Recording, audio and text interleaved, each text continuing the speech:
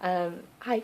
So for my UConn assignment, I had the pleasure of speaking with Mason and Becky, and it's kind of funny what the odds are of getting two Rebeccas in the same group. So when we were introducing ourselves, we went with three main things, which was our name, our instrument, and whatever ensemble or group we were a part of. The fact that we were all in music ed was kind of a given, but an ensemble that we were a part of. Now, because practically the entire month of September has been meeting new people, I've been hearing those three things a lot, so I wondered, why is it that we rely on those specific three things to introduce ourselves? The name is kind of a given, but I think the instrument and the ensemble are ways to state what groups you belong to phrase it in a kind of odd way, and as much as we try to avoid those musician stereotypes, there will still be that moment of snap judgment, depending on what you say. And when talking to other music students, those three things are usually like just enough information for the other person to get a general idea of you and kind of like spark a conversation from there. The idea of why are you was a lot harder to wrap our heads around.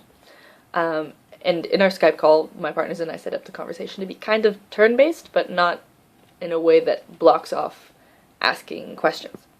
And our answers to why are you revolved mostly around music education. I think it was a way of making it a little bit easier to answer, because why are you is a big question. So focusing on just that one aspect of our lives made it a little easier to explain in a way that these new people would understand.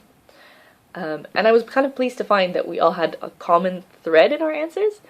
We'd all had some sort of experience where we'd been helped or helped someone through music, and we kind of all decided at some point that that was a wonderful feeling and that we wanted to keep doing that as much as possible. And that was kind of heartwarming to me for a couple of reasons. Firstly, it's just really nice to see that there's people who just want to do good within the education system. We've all had our fair share of teachers that didn't really care about us, so to see two young people, or three I guess counting me, so to see two young people wanting to go into education with this purpose as their motivation, it really kind of warmed my heart, because it's like there's still people out there that really just want to go into the system to do good. Secondly, knowing that they share my feelings towards education makes me feel like a little sense of community. And I think that that's super important to have, especially as a teacher, because it's not an easy job. And community is great for support and resources, so feeling the beginnings of that in the Skype call and also in class is just really nice. And lastly, another common thread that came up when we were talking about music education in schools was the idea of trust.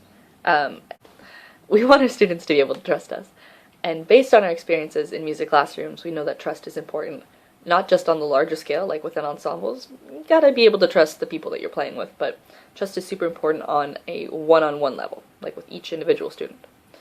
And if we go into education wanting to help students in a way that really matters, we can't do that without their trust. How we earn their trust is a conversation for another time, but it was really nice to see those common threads of wanting to help and wanting to gain students' trust and make everything into a nice little community, not just for ourselves, but within our classrooms. It was nice to see those feelings reflected between all three of us. And hopefully those were common threads that carried over into the rest of the conversations with the rest of the class.